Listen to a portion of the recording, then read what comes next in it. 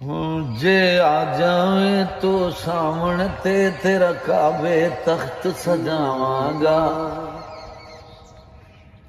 एक झलक विखा दे तो मैनू मैं शौक दे विच मर जावांगा।